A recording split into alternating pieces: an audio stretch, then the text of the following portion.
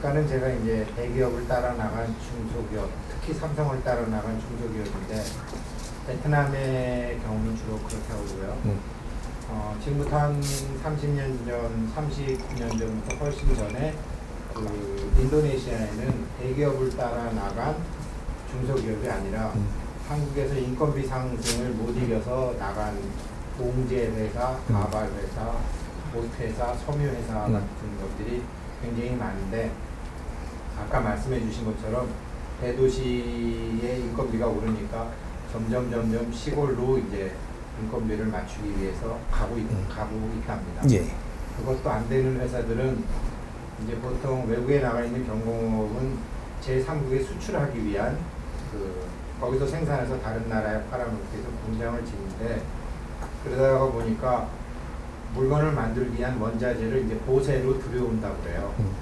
보세로 들여오는 과정에서 이제 보세니까 밀수 같은 것도 굉장히 많이 해서 한국 기업들이 봉제를 원자재를 수입하는 게 아니라 다른 걸 수입해서 이제 술을 수입해서 판다든지 이런 게 지금 현재 많은 문제가 생기고 있다고 합니다.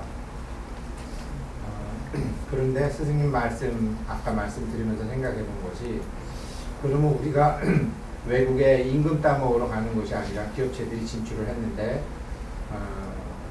그러면 사람을 가르치기 위해서 갔다라고 하시면 그거를 실제로 실천하기 위해서는 과거에 1960년도나 70년도에 이제 뭐 우리나라 제일모직이나 이렇게 여공들이 많던 시절에 여공들이 거의 중학교, 고등학교를 공단 내에 만들면서 공부도 시켜가면서 하는 식으로 지금 낮은 인건비를 받으러 갔지만 그쪽 사람들을 뭐 애기 엄마는 유아교육이라든가 교육을 시키면서 직원들을 교육을 시키면서 이제 공장을 운영하게 되면 그것은 뜻이 좋기 때문에 다소 경비가 높더라도 성공할 가능성이 높고 그 나라 정부에서도 이렇게 어떤 보이지 않는 도움을 받을 확률이 높은 것입니다.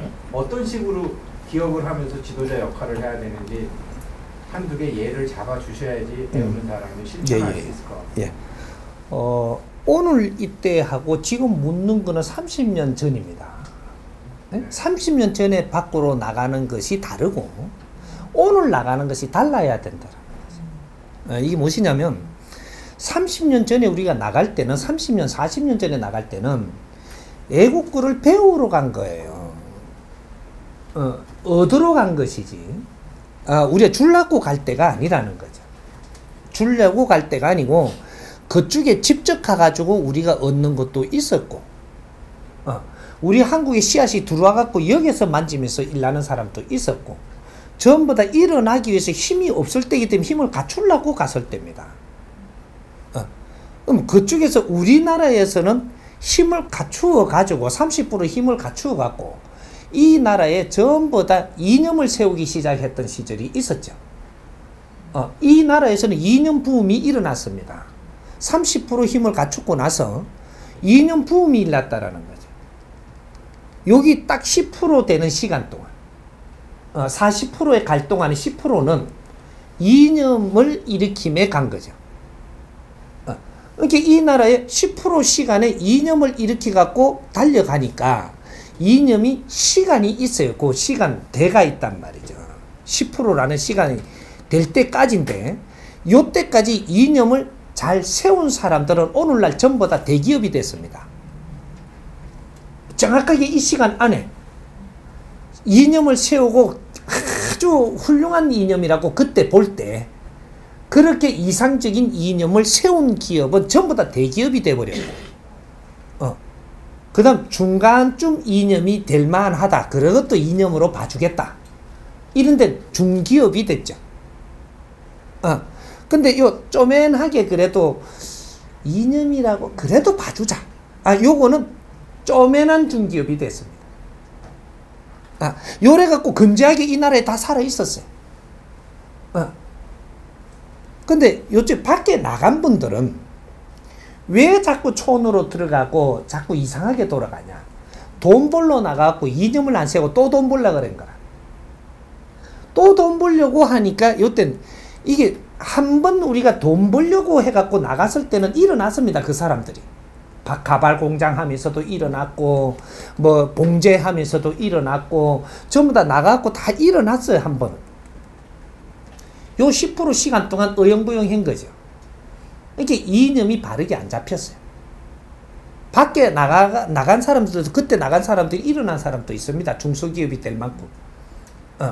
요 사람들은 어느 정도 이념을 잡았기 때문에 일어났고, 이게서 이념을 못 잡았고 그냥 돈 버는 데 신경 쓰고 있었던 사람들은 전부 다 인자부터 막 내려가기 시작을 했죠. 왜? 사람 경영이라는 걸 할 수가 없었어요. 이념이 없으면 사람 경영이 안 된다 이 말이죠. 이념이 왜 중요하냐? 사람을 보내면 사람 경영을 할 줄 알아야 되는데 이념이 없으면 사람 경영 자체가 안 됩니다. 그러니까 사람이 왔는데 니는 돈 벌려고 들은 거죠. 사람이 올 때는 사람 경영하는 방법으로 바뀌어야 되는 거죠. 근데 사람을 보내준단 말이죠. 시기가 지나니까.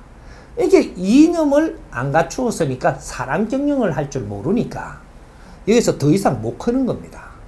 그리고 시간을 오래 보내니까 시간이 지나니까 이제 인건비도 비싸지고 뭐도 이렇게 사람 경영을 했으면 인건비 비싼 거를 넘어섰죠. 근데 사람을 못 만들었으니까 인건비 높으면은 여기서 못 이겨 나가는 거거든. 그러면 촌으로 후퇴를 해야 돼. 왜? 돈 벌어야 되는데 맞는 데 가야 되니까. 이래갖고 경쟁력을 잃어버리는 그런 현상이 있어갖고 전부 다 잘못됐던 겁니다. 그래, 이제 지금 오늘날 지금 어떻게 아직까지 꿈을 못 깨고 있으면 엄청나게 어렵죠. 그게 있어도 어렵고 이 사람들이 여 들어와도 망하고 들어오면 완전히 망해요. 그래도 그 있는 게 버틸 수 있는 겁니다. 왜?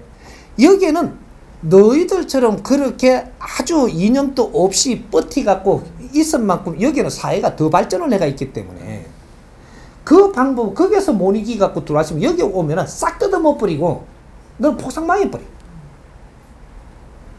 견딜 수가 없는 나라예요.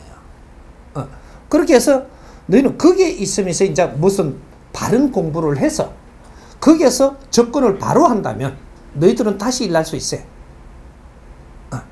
근데 요는 공부들을 이제 시킬 수 있는 그런 멘토가 있었어야 되는 거죠. 이걸 못 해가지고 지금 힘들어 하는 것들이니까 이제부터 다시 공부를 해서 그 사회에 바르게 접근을 하면 누구든지 다시 환영을 받고 힘을 차릴 수가 있습니다. 바르게 이 사회에 왔으면 이 사회에 바르게 접근하라는 거죠. 근데 그 사회에 상대들의 근기도 모르고 거기에다가 돈을 벌어 먹으려고 한다라고 하면은 너는 용서를 안 합니다. 누가? 하늘에서. 용서 안 한다 이 말이죠. 이해됩니까?